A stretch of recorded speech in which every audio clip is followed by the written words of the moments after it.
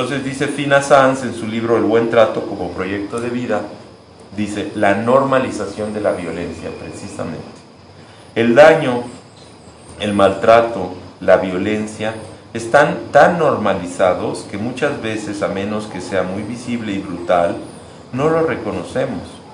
Las broncas, los insultos, las desvalorizaciones, la humillación, pueden parecer formas normales de vivir en pareja, en la familia, en el trabajo o en los programas televisivos que generan audiencia. El maltrato entre las personas y hacia una y uno mismo se siente en el cuerpo y en el alma. Metafóricamente diríamos en el cuerpo y su espejo y esencia, que es el alma. Y se destruye y enferma y genera una espiral de violencia que se invisibiliza, se normaliza y a la larga se convierte en patrones que constituyen guiones de vida personales y sociales. Muchos de los malos tratos no son reconocidos ni por la persona que los ejerce, ni a veces por quien los sufre, porque forman parte de comportamientos normalizados. Por lo tanto, no se denominan o no se consideran maltrato, con lo cual no se investiga sobre qué lo produce, ni se desarrollan otras formas alternativas. Y por otra parte, cuando se reconoce normalmente cuando lo sufrimos, a veces no se sabe cómo salir de ahí o cuál podría ser el modelo alternativo. En ocasiones he preguntado qué es lo opuesto al maltrato y me han llamado la atención dos tipos de respuestas frecuentes. Que no haya maltrato, que haya amor. En el primer caso no se sabe encontrar o denominar lo opuesto, se cambia por no maltrato. En el segundo caso, como veremos más adelante, una cosa es el amor y otra cosa cómo cada cual entiende esa palabra amor y justifica con sus celos, violencia, etcétera, el maltrato. A veces hemos oído decir, te pego porque te quiero. Hay personas que maltratan y a la vez consideran que aman a quien hacen daño. Maltrato y amor son dos cosas diferentes. El maltrato nunca se puede justificar por el amor, y quien realmente ama no maltrata. El maltrato se produce en el afuera, en lo que se ve, y en el adentro, en lo que no se ve. Es decir, el maltrato se desarrolla en tres niveles: el social, el relacional y el personal, interno. El maltrato tiene estas tres dimensiones, como dijimos. Una es lo social, el maltrato que se construye y se mantiene a través de una estructura de dominio-sumisión y que genera relaciones de poder, de maltrato y valores como la violencia, la lucha, el éxito, la guerra, la competición, etcétera, que normalizan y mantienen la violencia. Es el sustrato que produce seres humanos maltratantes y maltratados. Es la red de valores y de creencias, de estructuras de poder que reproducen el maltrato.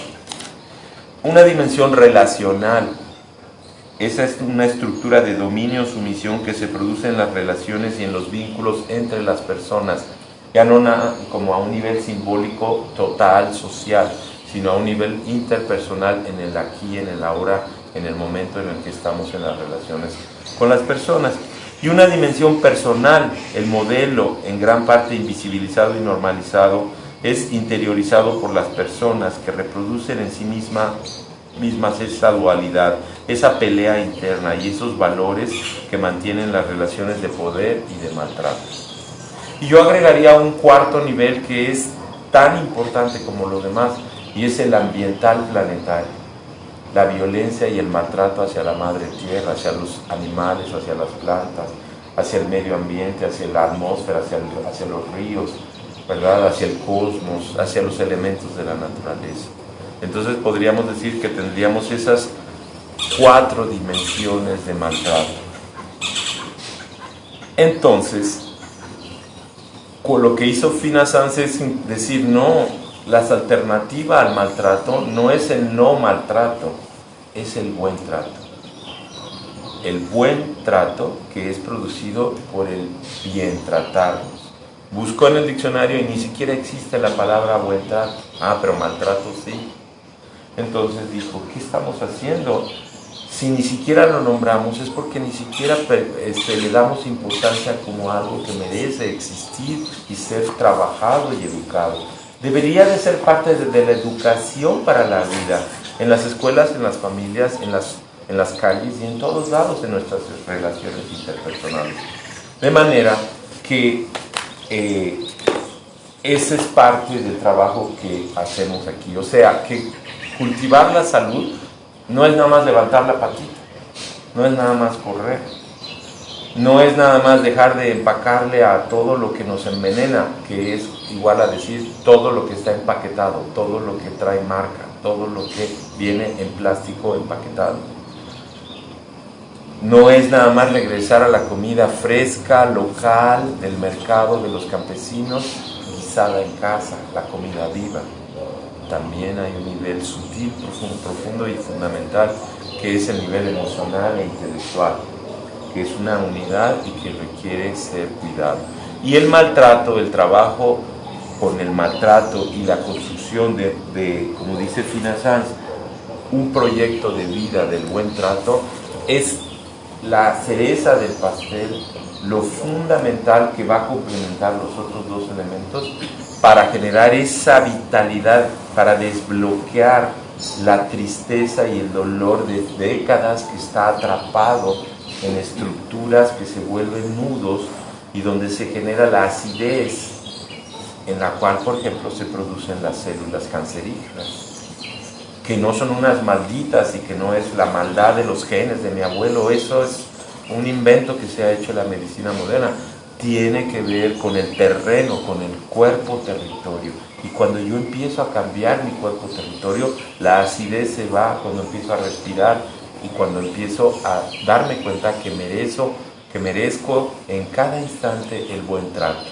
Pero que ese buen trato empieza desde mí, en mi relación con el otro, en las relaciones sociales y en las relaciones con la madre tierra y con el cosmos. Entonces, ¿qué tal si hacemos un ejercicio para las próximas 2 semanas utilizando nuestro diario de reaprendizaje, que les cuento que en el taller fue una herramienta y vimos cómo es una herramienta fundacional para la sanación, para la transformación, porque a través del escribirme y cada vez que cerrábamos nuestras 4 horas de trabajo, hacíamos los ejercicios. Por eso cuando me preguntas si estábamos agotados, te podría decir que no, porque se daba el espacio para que todo se acomodara, para que el cansancio y el agotamiento viene cuando estás tensando. Cuando, acá está Karina que estuvo, y se producía ese espacio, ¿verdad, Karina?, de silencio interior para plasmar, y después se producían espacios para leerlo, y se producían esos clics, esas transformaciones muy hermosas. Entonces lo que les propongo es que en estas 2 semanas percibamos interiormente y hacia afuera el maltrato. ¿Cómo normalizamos el maltrato? ¿Cómo normalizamos toda una red simbólica y material de eventos en donde somos maltratados y donde maltratamos? No tiene nada de malo, al contrario, reconocerlo y sanar. De esa forma podemos empezar a sanar, a no permitir el maltrato, a no maltratarnos, que es la fuente del maltrato hacia afuera. Porque cuando me maltrato, y no me maltrato porque soy menso, porque soy un maldito, me maltrato porque en esa cultura crecí y desde que era bebé me empezaron a maltratar y aprendí. Vi entre mi mamá y mi papá cómo mi papá maltrataba a mi mamá, cómo mi mamá maltrataba a mi papá, y ellos son mis dioses, ellos son de lo que depende mi existencia. Pues aprendo que maltratar es una moneda de cambio, pero además y sobre todo porque el maltrato genera personal que yo me hago a mí misma, genera daño y dolor y genera exigencia. Entonces, si yo vivo un infierno, si yo vivo ese dolor, pues quiero que tú lo vivas, porque yo no quiero porque ese infierno produce malestar, y ese malestar inconscientemente lo necesito vomitar, y lo vomito a las plantas, a los animales, a las personas.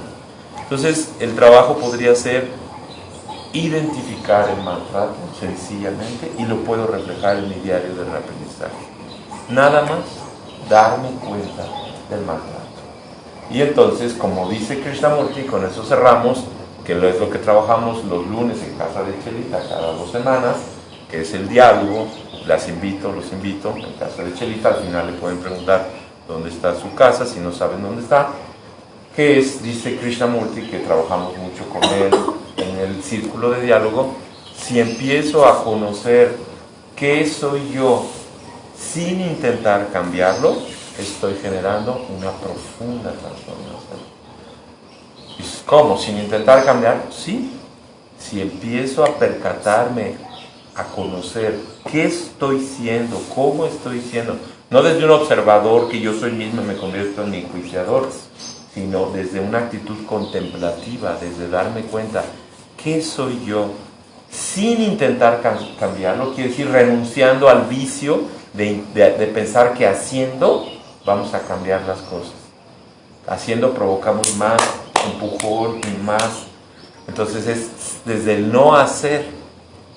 ¿Y qué es el no hacer? No hacer nada. No, es el mínimo esfuerzo, es escuchar lo que corresponde, permitir, dejar de estorbar. Y eso, como seres modernos, nos choca, no lo entendemos. Dicen, no, estás tonto, ¿cómo? Yo tengo que hacer algo. No, es dejar de estorbar y fluir y estar en el no hacer y el no hacer, que permite una nueva manera de hacer, de estar y de vivir. Entonces, por eso dice Krishnamurti, si empiezo a conocer qué soy yo sin intentar cambiarlo, entonces se está generando una profunda transformación. Así es que vamos a trabajar con el maltrato desde una actitud contemplativa, percibiéndolo y reflejando en nuestro diario de la